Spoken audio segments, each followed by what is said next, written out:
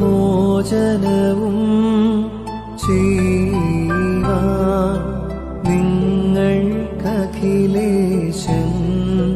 തന്ന ഉന്നതമാം കഹനൂസ